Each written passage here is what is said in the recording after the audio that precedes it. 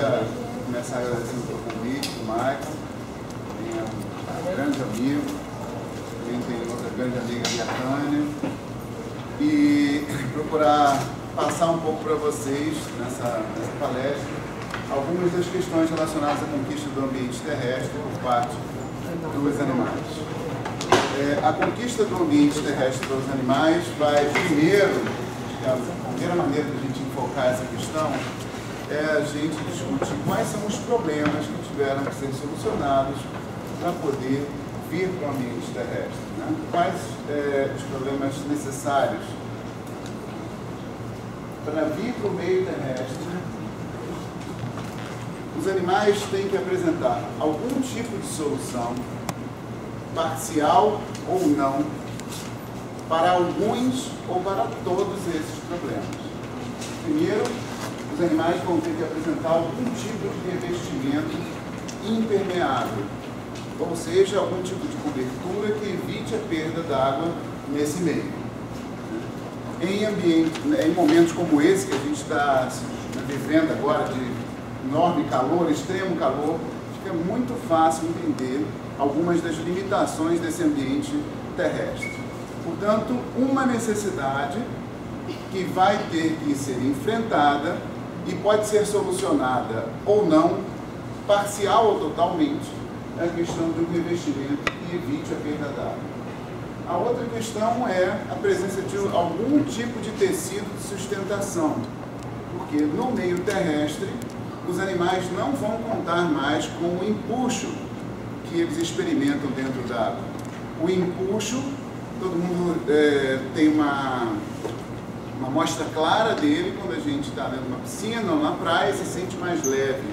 Há uma força que a água que é deslocada, né, coloca para cima e, portanto, a sustentação no meio aquático é um problema muito menor.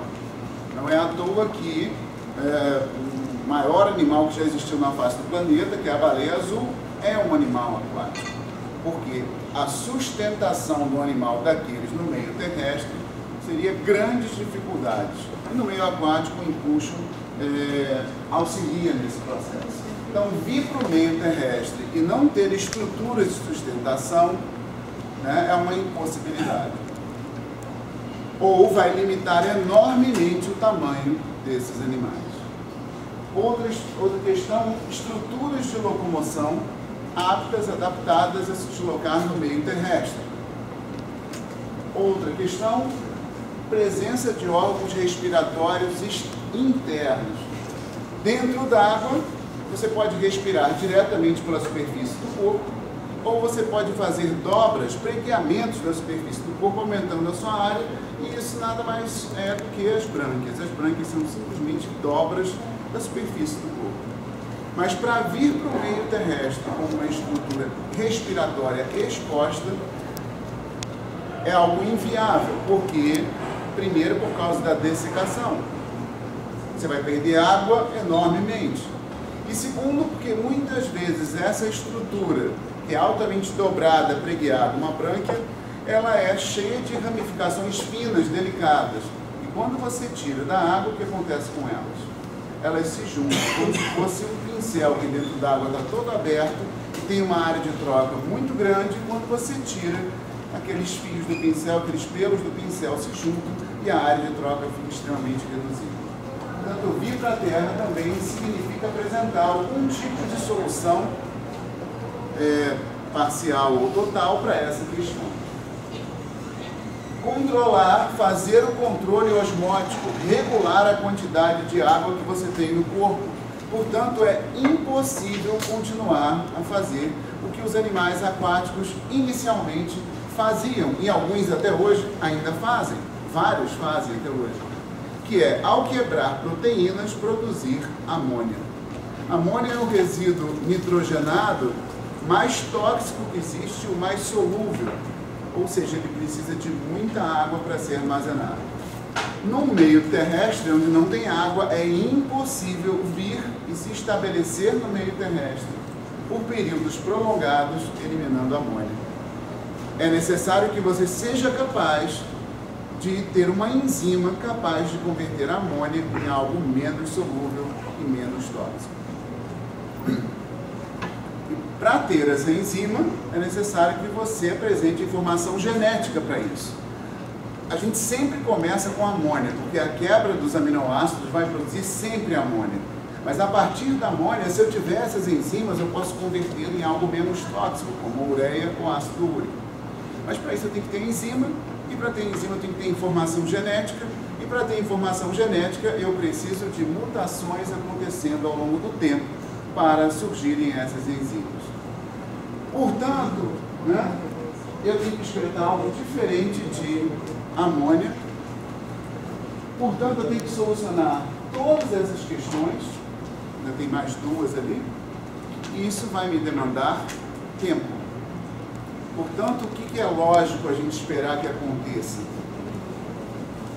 Os animais terrestres, no registro fóssil, em relação aos animais marinhos. Os mais antigos fósseis terrestres, de animais terrestres, devem ser o quê em relação aos mais antigos fósseis de animais marinhos? Devem ser mais recentes. Porque a solução de todas essas questões não pode ter surgido imediatamente. Se existe um processo evolutivo, a solução de todas essas questões demanda tempo. Logo, consequência lógica é, se isso tudo é fruto de um processo evolutivo, eu devo encontrar os fósseis dos mais antigos animais terrestres sendo mais recentes do que os mais antigos animais marinhos.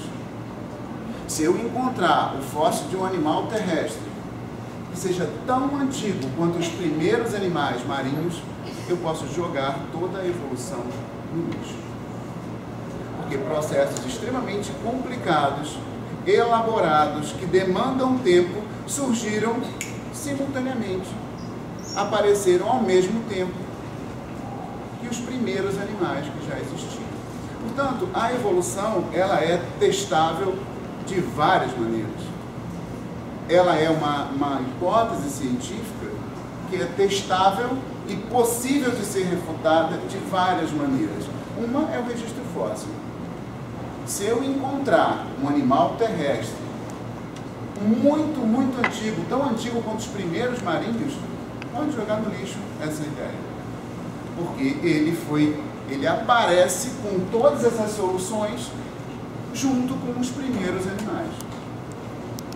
Mais duas ali. Se eu sou um animal terrestre, eu tenho problema na hora de fazer fecundação. Eu não vou poder lançar os meus gametas no meio, porque os gametas vão secar e vão morrer. Essas células não vão ser viáveis, eu tenho que ter fecundação interna. Volto a dizer, todas essas soluções apareceram total ou parcialmente. Há grupos que até hoje que são terrestres, que não resolveram várias dessas questões. E por último, o desenvolvimento é direto. Do ovo tem que nascer uma miniatura do adulto. Não dá para ter uma larva no meio terrestre, a não ser que seja uma larva muito especial, que foi o que aconteceu com a maior parte dos insetos. É uma larva muito especial, a larva dos insetos, porque em geral larva é uma estrutura frágil, mole, que perde água facilmente. A larva dos insetos, por algumas adaptações, por algumas novidades que elas apresentam, elas são larvas que conseguem lidar com a questão da vida no ambiente terrestre. Mas é a única exceção. É o único animal, é o único grupo de animais permanentemente terrestre que vai apresentar larvas no meio terrestre. Anfíbios não valem, porque os anfíbios, sapos, rãs, voltam para a água na hora de reproduzir e tem larvas aquáticas. Então, eu acho que é isso que a gente tem que pensar. Toda vez que a gente fala da conquista do ambiente terrestre, é a tentativa de solução parcial ou total de alguns desses problemas.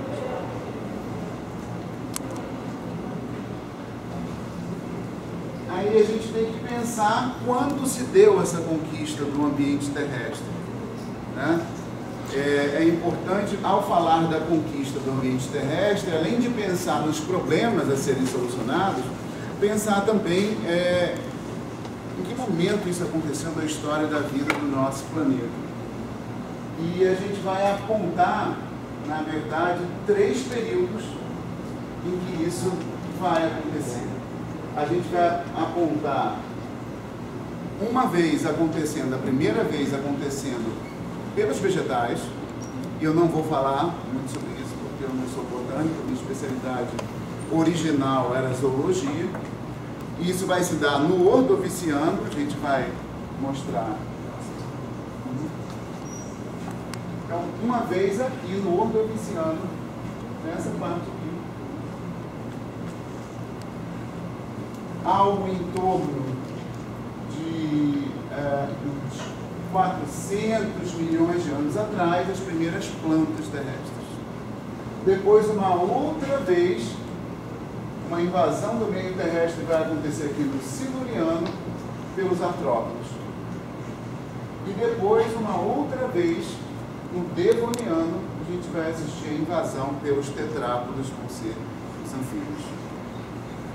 Então, foram 3 grandes invasões do meio terrestre.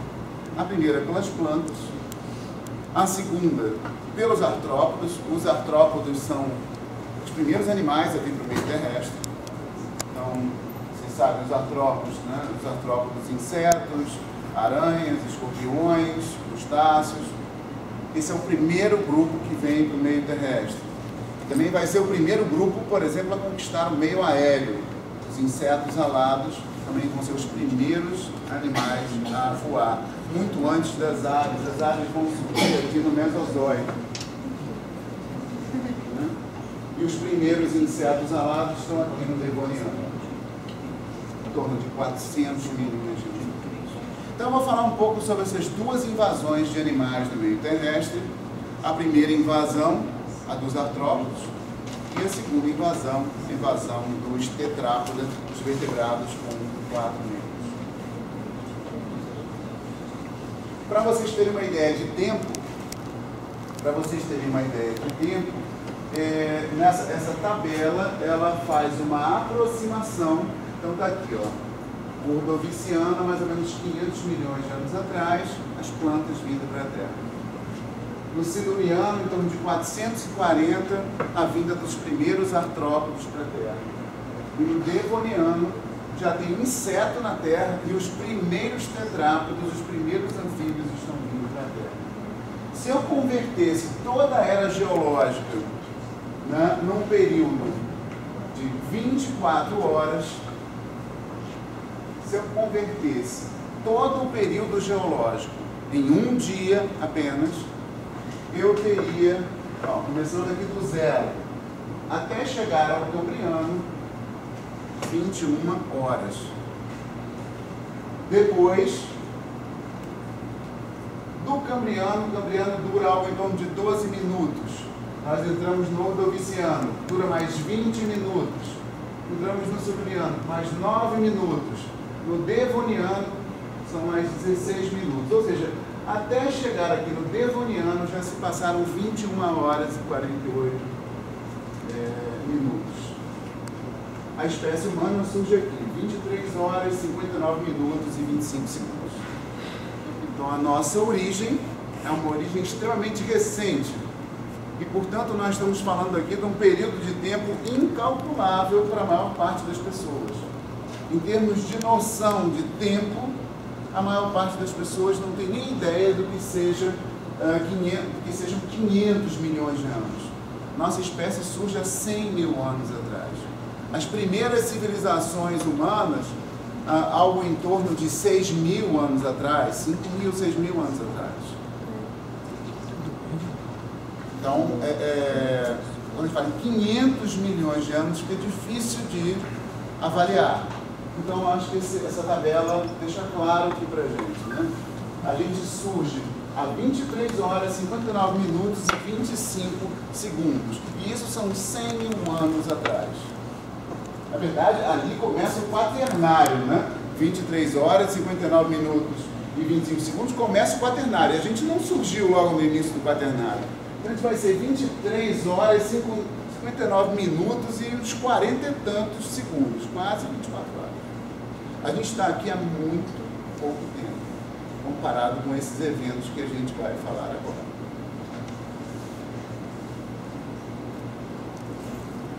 Os primeiros artrópodes que vieram para a Terra certamente não vieram, então é uma coisa que a gente tem que começar a pensar, né? Os primeiros animais que vieram para a Terra não vieram para ficar e pronto, era marinho e virou terrestre, não foi algo assim. O que aconteceu provavelmente foram várias transições. Alguns animais, alguns desses artrópodos marinhos vinham para a Terra, desempenhar algum conjunto de atividades, não aguentava ficar, porque não tinha solução para aqueles problemas, para nenhum deles, ou podia ter para alguns, podia ter a solução parcial para alguns, porque a gente também não vai ficar imaginando que ou não tem solução nenhuma ou tem solução total, também não é assim. Então esses artrópodos marinhos vinham para a Terra, passavam algum período e depois voltavam para o ambiente marinho. E o que eles vinham fazer na Terra? Entendemos de vocês o que eles poderiam, esses primeiros artrópodos, se alimentar, fugir de predador. O mar estava apinhado e a Terra estava deserta. Quem conseguisse ficar mais tempo na Terra, escapava de predação mais tempo. Tinha acesso a outros alimentos, a gente já viu que os vegetais já estavam aqui. Ainda bem, de uma maneira bem incipiente, mas já estavam aqui. Colocar ovos. Uma estratégia de vários animais marinhos para proteger os seus ovos era colocar os ovos na terra. Era uma estratégia que funcionava muito bem nessa época, porque não tinha ninguém na Terra. Hoje em dia é uma péssima estratégia, porque está cheio de gente. E mais, alguns animais voltam para a praia de origem, onde nascem. Isso é uma estratégia horrorosa. É um aviso para todas as gerações de predadores que no ano que vem estaremos aqui. Os meus filhos estarão aqui, os meus netos estarão aqui. E por que eles continuam a fazer isso? Porque está inserido no genes deles. Porque em outras épocas esse comportamento era extremamente vantajoso. Então a gente também tem uma ideia, né, de que na vida, uma ideia assim que é meio passada, na natureza sempre os seres vivos têm as melhores soluções, as melhores adaptações, afinal a natureza é sábia, não é isso? Eles sempre têm tudo o que precisam para viver no meio onde vivem e sempre aparecem com as melhores soluções. Não. Né? Um contundente não. Os seres vivos estão cheios de situações não tão boas assim.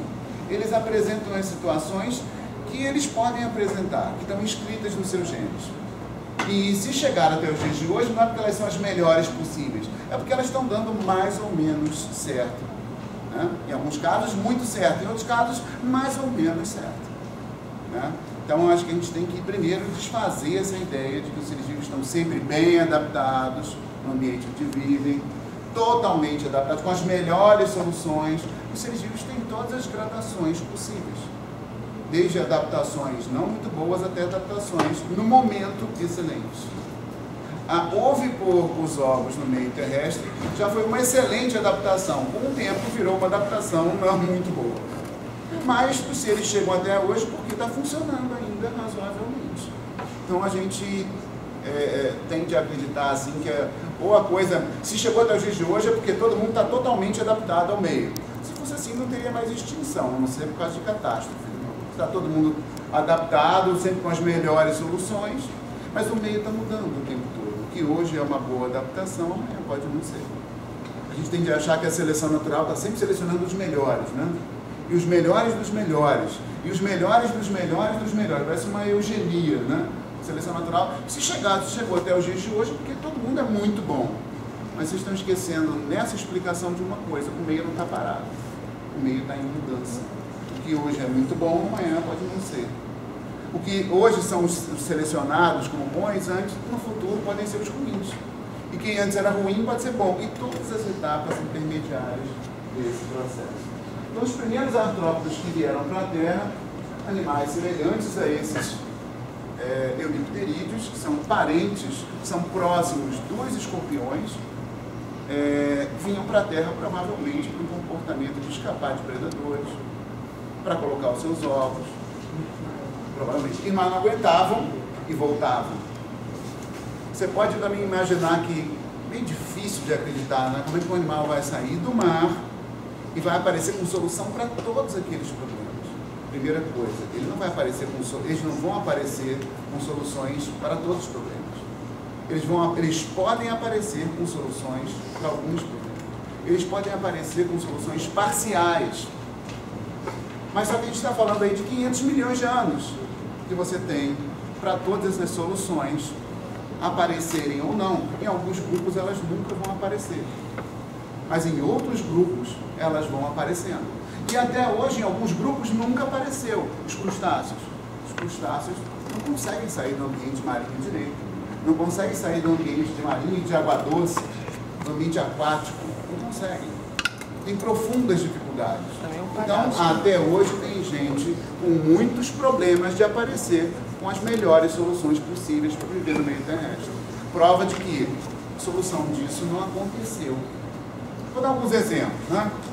Anfíbios, que são terrestres, eles têm sérios problemas. Não solucionaram fecundação interna, os anfíbios não têm pênis. Como é que você é um animal terrestre e você não tem um órgão copulador para fazer fecundação interna? Tem que ir para a água. Eles têm uma larva extremamente frágil, extremamente mole, que perde água facilmente, o girino. Eles têm que produzir na água. Eles botam um ovo de casca fina, porque o embrião elimina a amônia. Eles têm que botar esse ovo na água.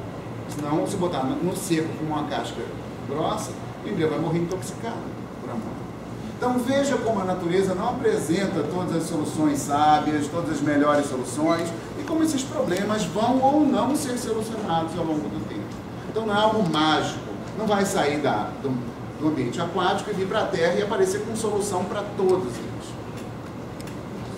Às vezes você não aparece com nenhuma solução e fica dentro da água. Às vezes você aparece com soluções parciais. Às vezes você aparece com solução para todos os problemas. Uma outra coisa que eu acho que ajuda a gente a entender melhor, além dos 500 milhões de anos de tempo para tudo isso acontecer ou não, é a questão das marés, né? As marés acontecem há 500 milhões de anos, 2 vezes ao dia. 2 vezes ao dia tem um ensaio na natureza. A água do mar recua e expõe vários animais marinhos a um ambiente seco, como se fosse um ensaio da vinda para a terra. Alguns animais conseguem viver nesse ambiente seco, na zona entre marés, e com isso ganham algumas vantagens. Menos tempo sendo predado, oportunidade de se alimentar de outros materiais, de animais da terra que vêm para a área seca também. Então, existem ao longo do dia dois ensaios de maré seca há 500 milhões de anos, simulando o processo de vida para a Terra. Quem aparecer com alguma adaptação, como vários animais marinhos, que não conseguiram sair do mar ainda, mas conseguem ficar um pouquinho mais na maré seca, já está aparecendo com uma novidade. Essa novidade não foi para a conquista do ambiente terrestre. Essa novidade foi possível sobreviver ao período entre marés. Vai servir mais tarde, se for acompanhada de outras, para a vinda para o ambiente terrestre. Então, evolução é algo completamente diferente de planejamento. As coisas não são feitas para resolver aquele problema. Frequentemente as coisas surgem, servem para alguma coisa e acaba depois servindo para outra diferente. Penas, por exemplo, as penas surgem em dinossauros como uma estrutura para o controle de temperatura. Os dinossauros com a pena vão para o sol e aquecem mais rápido. Eriçando as penas, eles guardam uma camada de ar mais quente. Mais tarde, acompanhadas de outras mudanças que aconteceram sem ter nada a ver com a pena acabou servindo para o fogo. Isso é evolução. Mudanças que vão acontecendo independentemente. E se no futuro elas se ajudam em outra função, isso é selecionado. Mas você não é montado, desenhado para voar direto. Não. Isso é para outras coisas. Esse aspecto é um modelo construído a partir dos fósseis de eurinterídeos. Então esse é um queliceriforme, é um parente das aranhas, dos escorpiões. Esses animais começaram no mar. Esse é o único representante dos queliceriformes, das aranhas, escorpiões, não sei o que hoje em dia é marinho. Ele é chamado de límulo ou caranguejo ferradura, vive nos dias atuais, os bichos são grandes, existem apenas, se não me engano, são 3 espécies no mundo todo. É um quelicerado marinho, como eram seus ancestrais. E esse bicho vive no mar, mas ele vem para a terra para colocar os seus ovos. Não tem aqui no Brasil, tem uma espécie no Golfo do México e tem mais 2 lá no Oceano Pacífico, ali, próximo das Filipinas. É uma praia repleta deles. Eu não acho que isso hoje em dia seja uma boa estratégia. Eu não acho que a natureza seja perfeita. Eu acho que a natureza está cheia de imperfeições. Não sei se tem aqui nos jardins do Cefete uma árvore que coloca uns frutos enormes, chama abricó de macaco. Aqui não tem. Aqui no canal. O canal tem. Bem ali. Qual é a função de fruto na planta? Oi? Proteger só? Atrair. Chamar os animais para espalhar. Toda semente está buscando de alguma maneira, todo fruto está de alguma maneira querendo ajudar a dispersão da semente. Alguns frutos não precisam de animais, boiam, como o coco verde. Outros grudam na roupa, no pelo dos animais, né, como o carrapicho. Outros voam como o dente de leão, são frutos. E outros têm um gosto bom para serem comidos e dispersados. Quem é o bicho que come aquele abricó de macaco? Um fruto desse tamanho.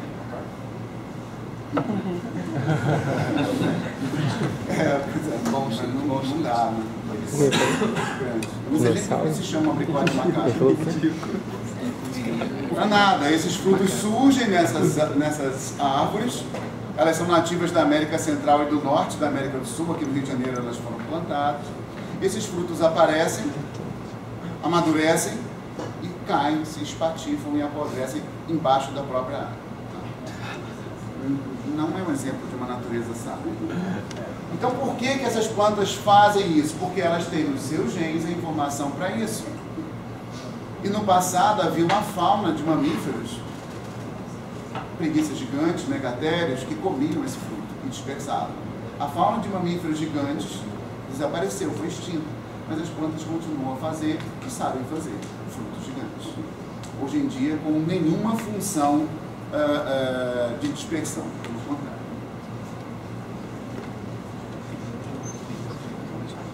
Então, que soluções os artrópodes apresentaram para a vinda para o ambiente terrestre? Que soluções foram encontradas? A gente falou do revestimento, no revestimento impermeável. Os primeiros artrópodes surgem com um exoesqueleto. O exoesqueleto, uma cobertura rígida, traz um monte de problemas para os animais. A gente só pensa nas vantagens do exoesqueleto, né? Ele foi vantajoso e foi selecionado. O saldo do exoesqueleto foi vantajoso, mas ele trouxe um monte de problemas que os artrópodes tiveram que solucionar. Crescimento, a muda, respiração, uma série de questões. Mas o saldo foi positivo. Por quê? Qual é a vantagem de ter exoesqueleto? Controlar a degradação. Eles estão no mar, os primeiros artrópodes estão no mar. A vantagem do exoesqueleto ter surgido... Oi? Proteção. Proteção contra predadores, proteção contra micro-organismos, bactérias, fungos. Essa foi a vantagem do exoesqueleto. Os primeiros artrópodes surgem lá no Cambriano. Uma era antes, 2 eras antes dos primeiros artrópodes terrestres. Então eles ficaram com o exoesqueleto 100 milhões de anos e não conseguiam vir para a Terra, embora tivessem um exoesqueleto. Porque o exoesqueleto era duro, mas ele era permeável. Deixava a água passar. Mas em um grupo de artrópodes, nesses queliceriformes, e depois de um outro grupo, nos insetos e nas centopeias, lacráides, gongolos, aqueles compridinhos cheios de patas, o exoesqueleto recebeu uma modificação. Com que substância você cobriria o exoesqueleto se você quisesse deixá-lo impermeável? Queratina? Oi? Queratina? Mas aí tem que ter uma proteína e capacidade de produzir. Quitina ele já tem. Com o que eu cobriria uma superfície se eu não quisesse que a água saísse de dentro dela?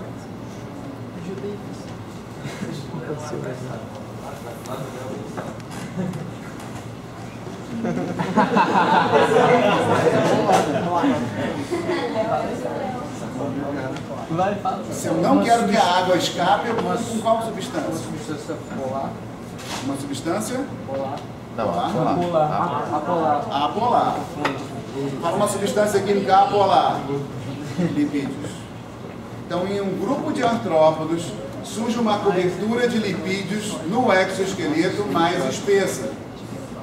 Ela já existia no primeiro exoesqueleto, mas ela era muito fina. Esses artrópodos conseguiram vir para a Terra e permanecer mais tempo. Até hoje, os crustáceos, a maior parte dos crustáceos não tem essa cobertura lipídica espessa. Ela é muito fina. Essa é uma das razões pelas quais os crustáceos não conseguem sair da água. Se fosse tão perfeito, tão planejado, já aparecia com a cobertura de lipídios. Mas não aparece. O exoesqueleto aparece primeiro com uma camada cerosa de ceras bem fina e, portanto, ele é permeável. Então, em alguns artrópodos, é importante perceber isso, não foi em todos, em alguns surgiu uma camada de cera mais grossa e eles puderam vir para a Terra. E surgiu uma camada de cera mais grossa, tem que ter gene para isso. E apareceu um gene produzindo um excesso de lipídios, existe uma mutação, e isso demanda tempo. Se eu encontrasse nos primeiros artrópodos um exoesqueleto já com essa camada, realmente esse processo de evolução são uma balela, isso eu já ouvi falar.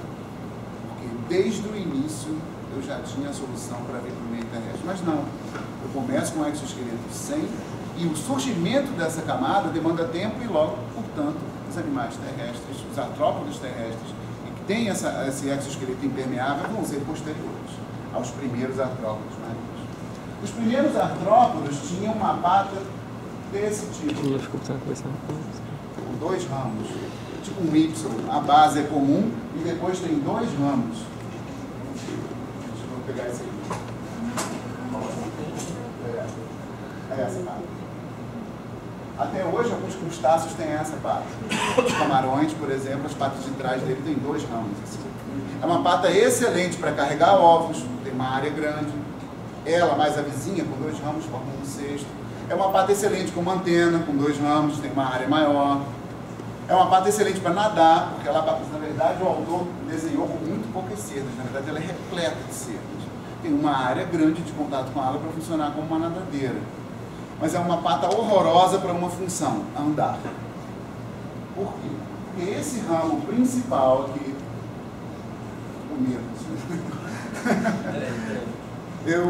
esse ramo principal, esse ramo principal, ele tem musculatura, ele é forte o suficiente para andar. Mas esse ramo lateral, esse pequenininho, debaixo, ele não tem uma musculatura muito forte. Então imagina você andar com essa pata, carregando aquele negócio mole, aquele estorvo aqui. Não é uma pata boa para isso. O que acontece naqueles artrópodos que ainda dentro do mar, começaram a andar no fundo?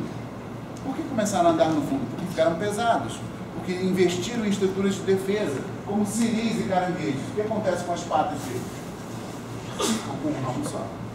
O outro ramo, o ramo menor, o ramo mais frágil, ele tende a desaparecer, porque ele não é usado, não é uso e desuso, é desvantagem em você investir energeticamente numa estrutura que não tem função alguma. Se não é uso e desuso, então você está selecionando aqueles que têm, por exemplo, a redução menor. Porque ele não tem que investir energia, matéria, biomassa numa coisa que é absolutamente sem função. Então você vai ver em todos os crustáceos terrestres e marinhos, mas que são pesados, como ciris, caranguejos, mesmo dentro d'água, a pata com um ramo só, o ramo principal. A gente chama de endopodito, e o ramo menorzinho, o exopodito. O exopodito desaparece naqueles artrópodos que andam, que marcham. Então veja bem, alguns artrópodos marinhos já andavam no fundo do mar, dentro d'água, mas no fundo do mar. Por quê? Porque eram pesados demais para nadar e, portanto, já tinham patas, foram sendo selecionadas patas com um ramo só. Vai ser a partir desses animais que o meio terrestre vai poder ser conquistado. Vão ser animais que já têm uma pata com um ramo só, que vão poder vir para a Terra, ainda que provisoriamente. Então, veja bem, a solução do problema do apêndice, da pata, não surgiu para conquistar o ambiente terrestre, surgiu dentro do mar. Então, a coisa também não é tão mágica assim. A gente imagina que tudo aquilo vai ser solucionado para vir para a Terra. Mas não, algumas daquelas coisas foram solucionadas dentro d'água para resolver outras questões. A pata com um ramo só, nos artrópodes, foi uma solução para andar no fundo do mar, que acabou servindo depois para vir para a Terra. A solução do órgão respiratório. Isso é uma salamandra, e a salamandra tem ali bem evidente, né? Eu botei aí um vertebrado no meio dos artrópodes, para deixar bem claro para vocês o que é uma brânquia. Ela tem ali várias brânquias bem visíveis, que nada mais são do que dobras da pele, formando uma estrutura extremamente ramificada, com ramos bem fininhos, bem finos, e nada mais é do que uma evaginação, um couve-flor, um pedaço da pele que foi altamente pregueado para respirar. Com esse tipo de órgão respiratório não dá para vir para a Terra e ficar. Não dá. Embora na Terra, embora no ar, o oxigênio atmosférico tem muito mais ar, tem muito mais oxigênio no ar atmosférico do que dentro da água. A maior parte do oxigênio do nosso planeta é produzido no mar pelo fitoplâncton marinho. Mas um gás não consegue ficar dissolvido no líquido facilmente, a não ser que eu bote uma pressão enorme ou abaixe a temperatura. Então, a tendência dos gases, mesmo sendo produzidos por fitoplâncton no mar, é escapar para o ar. Existe muito mais oxigênio no ar atmosférico do que dentro da água, embora ele venha do mar. Então, um bicho no ambiente terrestre com esse tipo de órgão respiratório, ele morre completamente sufocado num meio muito mais abundante em oxigênio do que o meio aquático. O camarão e suas brânquias dentro da carapaça, presas na base das patas. Não dá para vir para a Terra com esse tipo de órgão respiratório. Essa carapaça do camarão é aberta ventralmente, a água escorre. Passa. Eu vou ter estruturas como essa. Em vez de ter um órgão respiratório para fora, que é uma dobra da pele, eu vou ter que ter canais que entram no corpo, como os nossos pulmões, ou como as traqueias de um inseto. Isso aqui é um inseto, e tendo uma rede de canais que percorre, que está trazendo o ar de fora para dentro. Só é viável no meio terrestre um órgão respiratório que seja internalizado, que seja uma rede de canais para dentro. Mas a gente vê que, mesmo assim, nem todos os animais que são terrestres têm esse tipo de respiração bem desenvolvida. Por exemplo, os anfíbios têm um pulmão, mas é um pulmão com poucas dobras. Por isso, tem que respirar também pela pele. E por isso não é um exemplo de uma adaptação tão perfeita, tão sábia. Isso é uma foto de uma desses canais, uma dessas traqueias, mostrando que ela tem anéis de quitina. O exoesqueleto também está presente nesses canais internos. E para quê? Para manter esses tubos, esses canais sempre abertos. A mesma coisa que conduíte, sabe conduíte de parede? Aquele tubo de plástico amarelo, de modo geral, cheio de anéis de plástico. Por que não faz o conduíte liso? Porque quando ele dá uma volta na parede, você quer que ele fique sempre aberto para ele não dobrar. Porque se ele dobrar, ele vai esmagar os fios e pode dar um curto-circuito.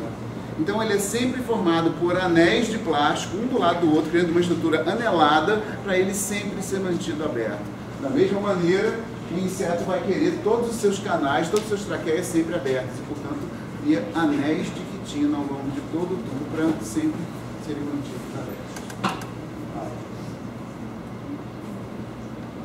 Alguns dos animais que vieram para a Terra têm sérios problemas de reprodução até hoje.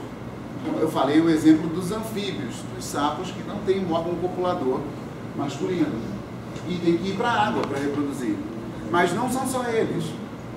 Aranhas e escorpiões não têm órgão copulador masculino, não têm pênis. E aí tem um problema, porque são animais terrestres. E aranhas e escorpiões, ao contrário dos anfíbios, não voltam para a água. Então, como eles solucionam esse problema? Os machos soltam pelo seu orifício genital essa estrutura. Ela tem algo em torno de meio centímetro, um centímetro. Soltam pelo orifício genital dele essa estrutura. Ela sai com um muco adesivo e ela é colocada no solo. Dentro esse estojo quitinoso, tem dentro dele sêmen. O macho já produz esse estojo chamado de espermatóforo e prende no ambiente. Isso, óbvio, depois que ele já está na dança nupcial com uma fêmea de escorpião. Depois que ele coloca isso no chão, ele leva a fêmea a colocar essa estrutura no seu orifício genital. Ele faz a fêmea sentar nesse espermatóforo. E ao sentar nesse espermatóforo, o espermatóforo abre a sua ponta e a fêmea, seu orifício genital, musculatura, puxa o sêmen para dentro do corpo dela. Não me parece uma solução muito inteligente, prática, é bem difícil. É uma solução parcial. A solução mais inteligente seria ter um órgão copulador se você é um animal terrestre. Mas isso não tem nada a ver com planejamento. Faz-se o que é possível.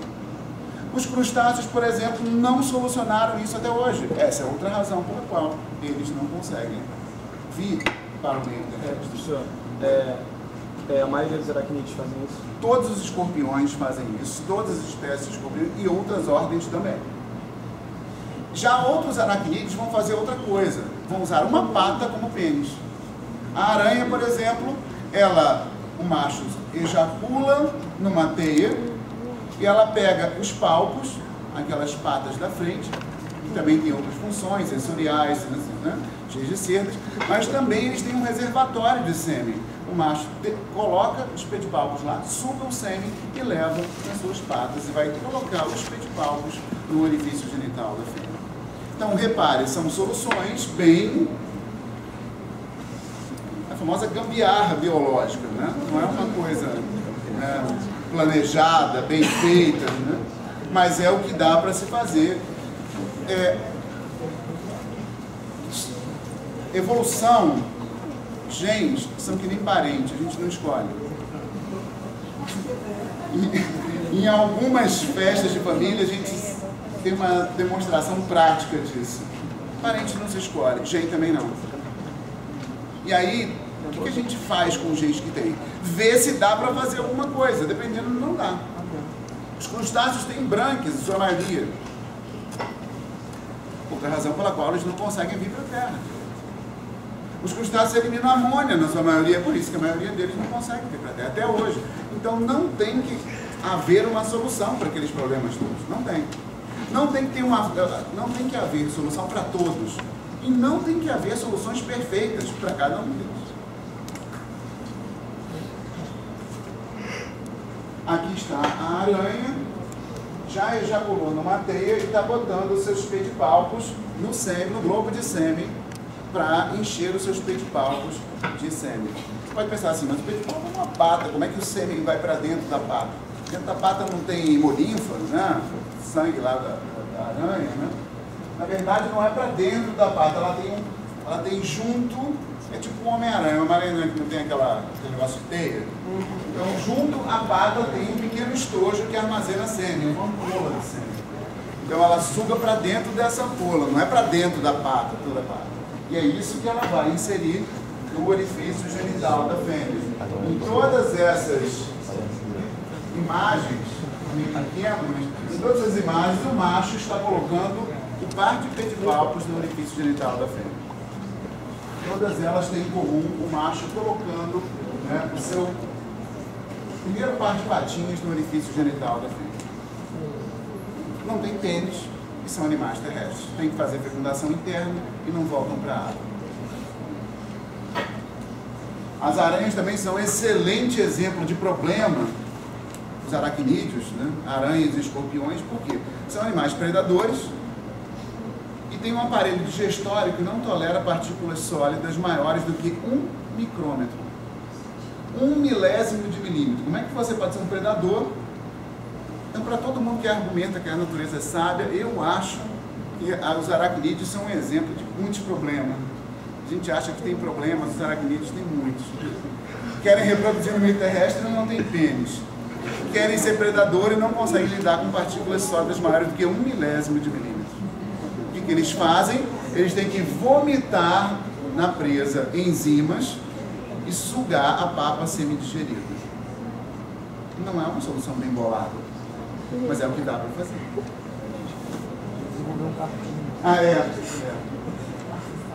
Então, para vir para a Terra, eu tenho que ter, e ficar na Terra, eu tenho que ter capacidade de converter amônia em algo menos tóxico. Mas para isso, enzimas, esse é o ciclo da ureia. Para eu converter amônia, para eu quebrar aminoácidos e produzir ureia, esse pedaço aqui final, eu preciso fazer aquelas etapas todas. E para cada etapa eu tenho que ter uma enzima. E se para cada etapa eu tenho que ter uma enzima, eu vou ter que ter um gene. E o tempo que é necessário para surgir esse gene, demora tempo. Demora. Pode não surgir. Esse é o ciclo da ureia. E se eu quiser pegar a amônia e produzir ácido úrico, como vários artrópodes terrestres vão fazer, insetos, os aracnídeos também, é uma via química de 15 reações, cada uma delas com uma enzima diferente. Então, é muito mais fácil eliminar a amônia. Eliminar algo diferente de amônia demanda tempo. Então, agora a gente vai falar da segunda invasão dos animais do planeta. Invasão terrestre, a invasão dos tetrápodes, a invasão que tem a ver com a nossa origem. A invasão vai acontecer no Devoniano. Nessa época, os artrópodes já estão vivendo aqui há muito tempo, já tem inseto alado, e os primeiros tetrápodes, os primeiros vertebrados, com 4 membros, estão começando a vir para a Terra. Eles também vão ter que solucionar aqueles problemas. Né? Vão ter, não, né? Se quiserem se estabelecer, vão ter que solucionar pelo menos alguns daqueles problemas. Vamos ver como é que eles conseguiram.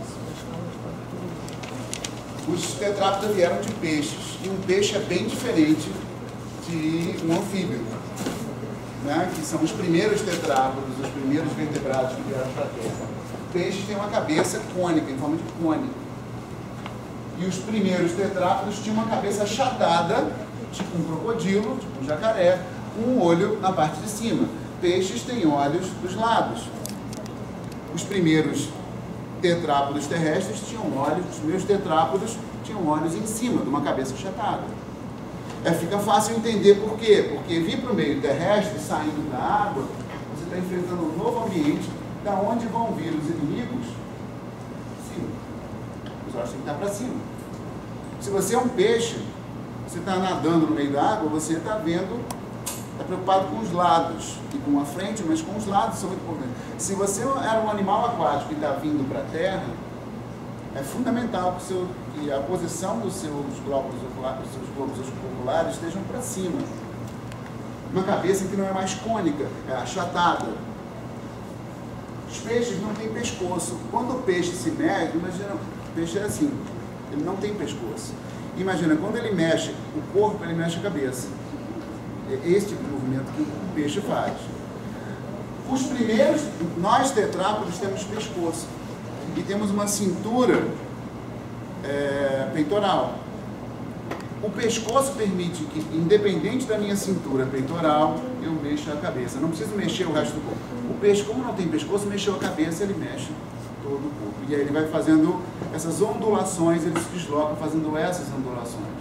Mas no animal terrestre, que não depende mais de ondulações para se locomover, e um animal que saindo da água, é muito importante que ele consiga olhar para todos os lados, vai ser selecionado aqueles que conseguem um movimento da cabeça independente da cintura escapular. Por isso, os primeiros tetrápodes vão ter uma coisa que nenhum peixe tem, que é o pescoço. A maioria dos peixes tem, nas suas nadadeiras, vários raios, espinhas, presos em vários ossos na base.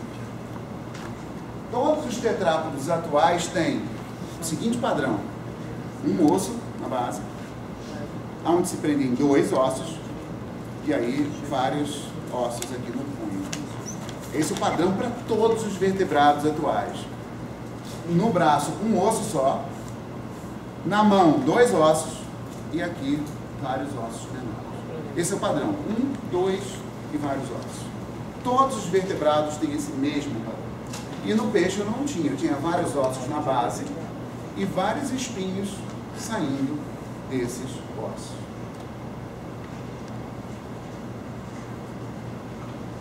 Esse vai ser o processo de passagem de formas aquáticas para formas terrestres nos vertebrados. Eu saio de animais que tinham os olhos laterais. Eu tinha olhos laterais e vou para animais que têm olhos dorsais, para cima. Eu saio do animal que tem uma cabeça afilada para animais que vão ter uma cabeça achatada dorso-ventralmente. Todos esses ossos que estão da mesma cor são produzidos exatamente pelos mesmos genes. Se eu for no gene que produz aquele osso e mexer nele, eu vou ter o mesmo resultado em qualquer um desses animais. São ossos homólogos, de mesma origem embrionária, produzidos pelos mesmos genes.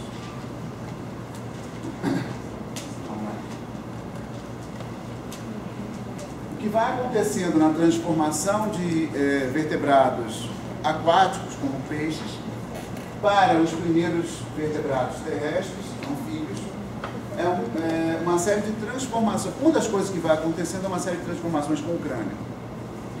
Primeiro, esse osso aqui, que cobre nos peixes as brânquias, aquele é o pérculo que abre e fecha. Esse osso vai começar a sofrer uma redução em alguns peixes e depois ele desaparece. Repare que a cor dele não tem mais nenhum osso desse tipo aqui. E isso cria um espaço entre alguns ossos e os ossos do crânio, da mandíbula e do crânio. Esse espaço vai ser preenchido pela articulação da cintura escapular.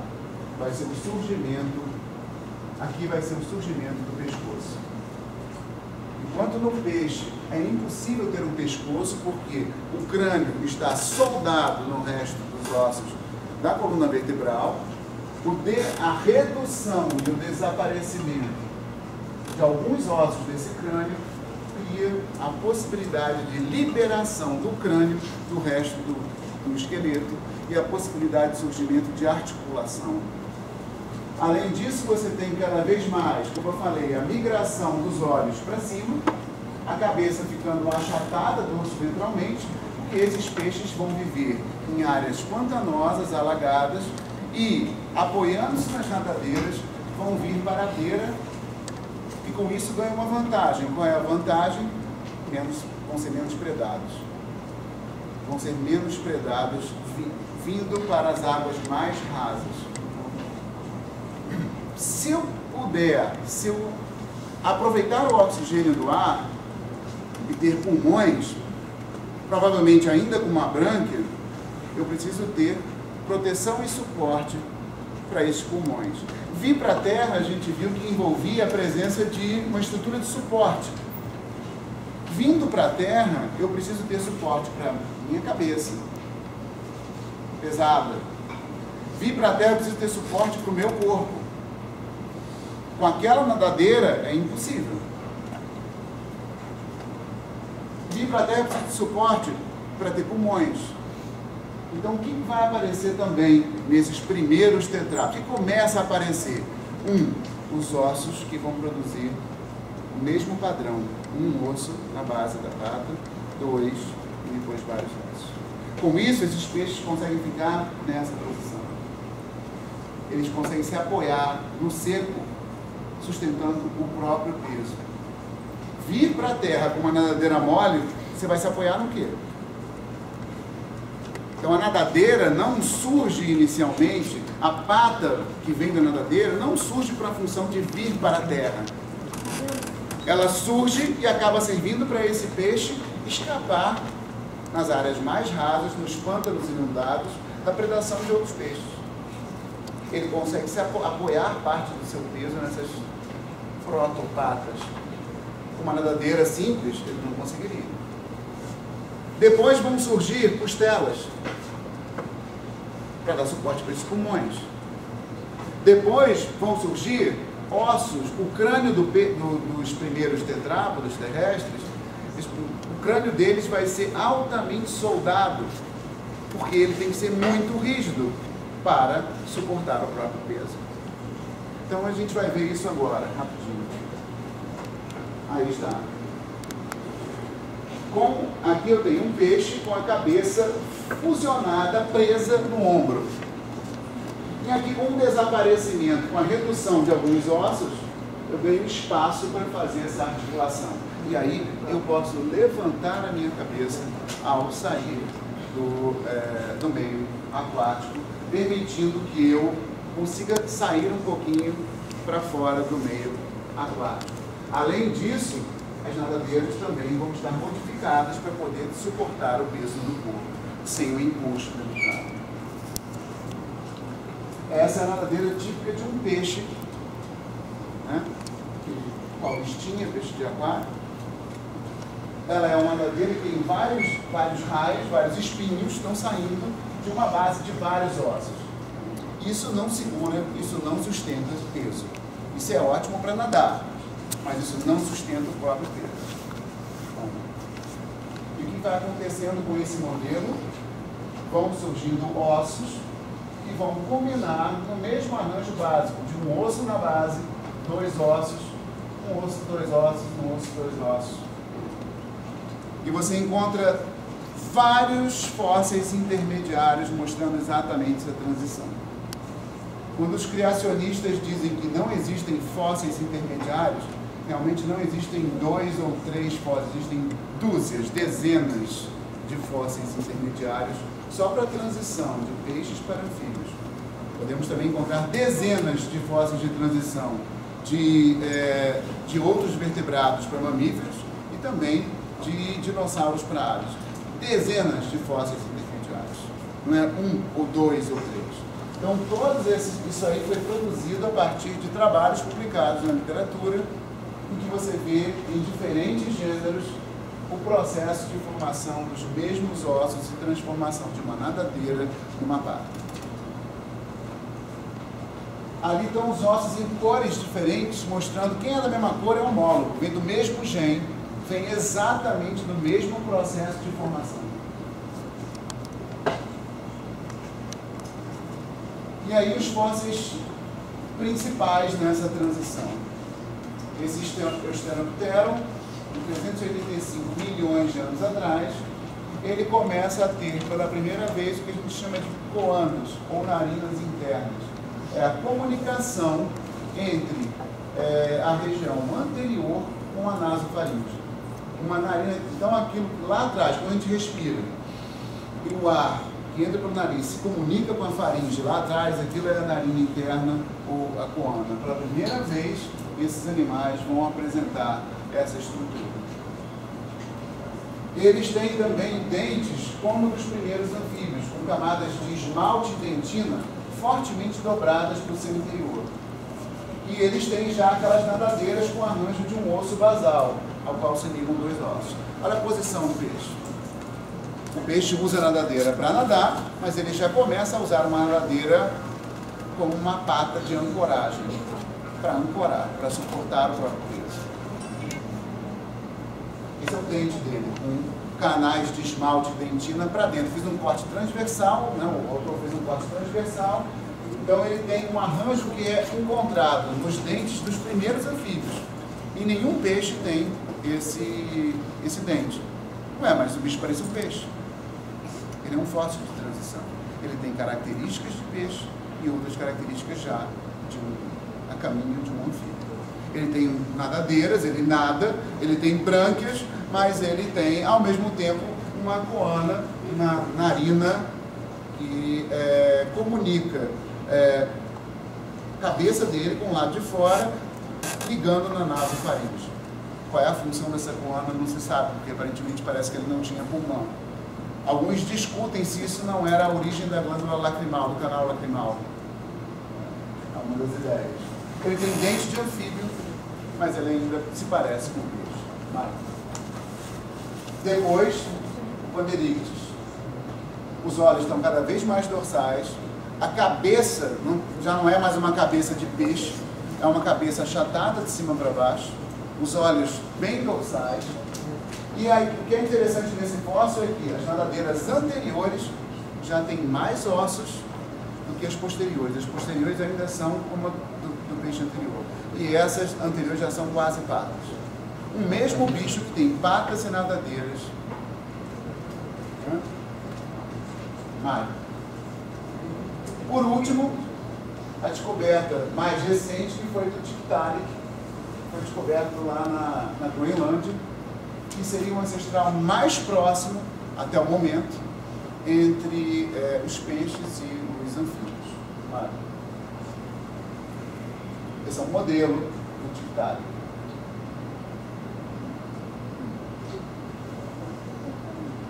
Um animal que consegue suportar o peso da própria cabeça e, portanto, os ossos do crânio estão bastante fusionados.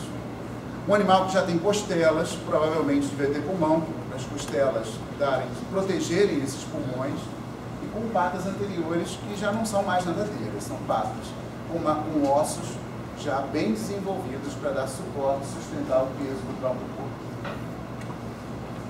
Outro modelo dele, há 375 milhões de anos atrás. Esse já é o primeiro anfíbio, a Cantostega, há 365 milhões de anos atrás. Esse é o esqueleto daquele Acantostega, e depois um outro anfíbio já mais derivado, vai passar, o Ichthyostega, que aí já se afasta da área. Se isso não é uma sequência de fósseis de transição, o que é uma sequência de fósseis de transição? Obrigado, gente.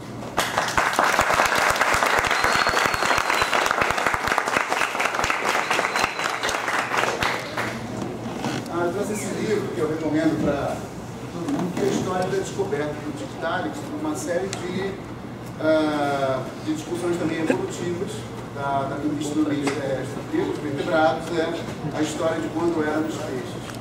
Do autor que fez de um dos autores que fez a descoberta do Tiktaalik. Era ser um peixe. Queria agradecer mais uma vez a presença do professor Dorvilliers. A gente sabe que o Dorvilliers tem uma agenda bastante repleta. Estar aqui hoje foi realmente uma concessão. Eu já havia conversado isso com vocês. Durante essa semana, Dorvilliers, eu passei uma tarefa. A maior parte dos alunos aqui são meus alunos, não convidados externos, mas eles têm uma tarefa, que é a construção de um artigo científico, onde a gente passou para eles uma série de parâmetros para a construção e tal. E eles elegem um filo ou uma classe para falar desse processo de transição. E na quarta-feira eu recebi boa parte desses alunos, eles estavam me mostrando os trabalhos e com muitas perguntas. Eu falei, ó, essa é uma boa pergunta para levar para a nossa discussão na sexta-feira. E aí eu gostaria que vocês apresentassem algumas dessas, ou decorrentes da palestra do professor Dorvilliers, para que a gente pudesse conversar um pouquinho, já que a gente ainda tem um tempinho do precioso tempo do professor aqui conosco. Tem algum?